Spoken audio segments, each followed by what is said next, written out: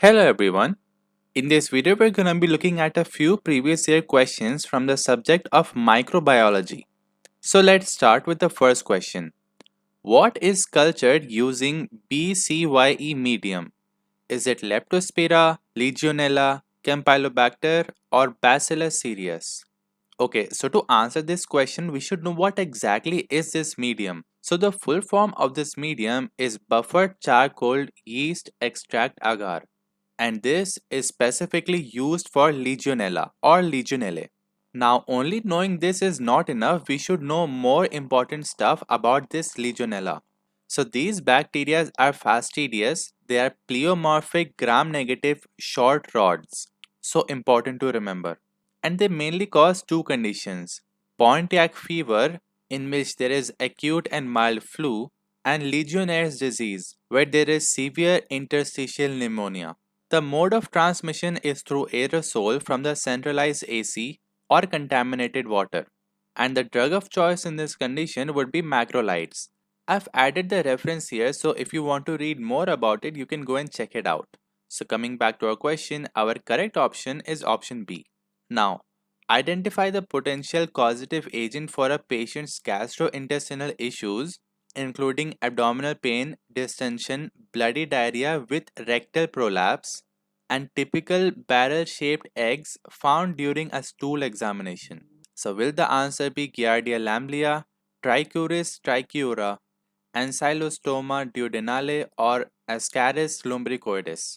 So the correct answer here is Trichuris trichiura. Here is where we see the typical barrel-shaped eggs, and this is exactly how it looks like. It is an important MCQ. So this is also known as the human whipworm. The transmission is through fecal-oral route, and it can cause chronic dysentery, anemia, rectal prolapse, and pore growth. It can be treated with a single dose of albendazole. So coming back to our question, our correct option is option B. All are true about congenital toxoplasmosis except conjunctivitis, hydrocephalus, cerebral calcification, or chorioretinitis. So to answer this, we should know the triad of congenital toxoplasmosis. What all is seen here?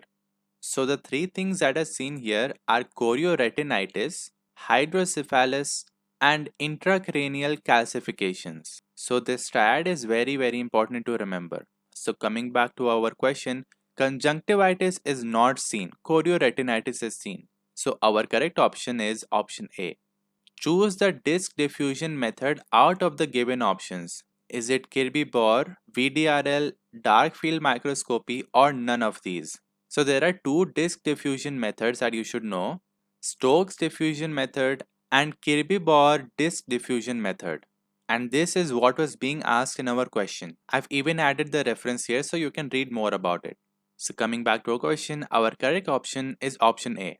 Cowdry type A inclusions are seen in herpes simplex virus, molluscum contagiosum, influenza virus, or rabies. So there are two cowdry type inclusions, type A and type B. Type A are seen in herpes simplex virus and varicella zoster virus, and type B are seen in CMV or cytomegalovirus and poliovirus. So here, since type A was being asked, our correct option is herpes simplex virus.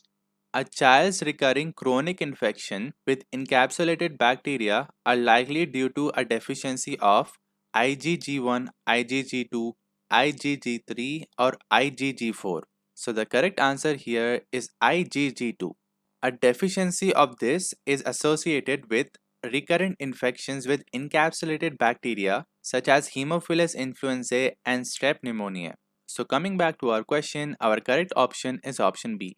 What is true about the triad of congenital rubella syndrome?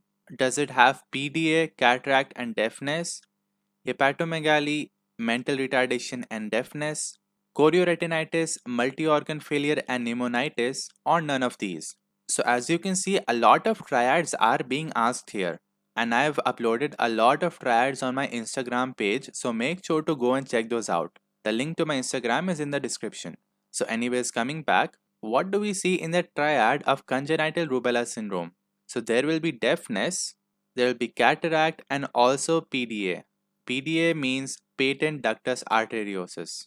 So this question is very important to remember. Coming back to our question, our correct option is option A. Coxsackievirus A16 causes yellow fever, encephalomyocarditis, Rocky Mountain spotted fever, or hand-foot-mouth disease. So the correct option here is option D, or hand-foot-mouth disease. So what do we see in this disease exactly? So oral and pharyngeal ulcers are seen along with vesicular rashes on the palms and soles. Actually, the name of the disease makes it very easy to remember the symptoms, and it is particularly associated with Coxsackievirus A16. So hence, coming back to our question, our correct option is option D. Now, viral infection mimicking erythroblastosis fetalis is Epstein-Barr virus, HSV, picornavirus, or Parvovirus B19. So, what is erythroblastosis fetalis? So, it is also known as the hemolytic disease of the newborn, where the Rh antibodies from the mother attack the baby's red blood cells. This is actually very similar to an infection which is caused by Parvovirus B19, which can cause severe fetal anemia. So, coming back, our correct option is Parvovirus B19. That's it for this video. If you have any doubts, so please leave them in the comments, or you can message me on Instagram anytime. The link to my Instagram is in the description. Thank you.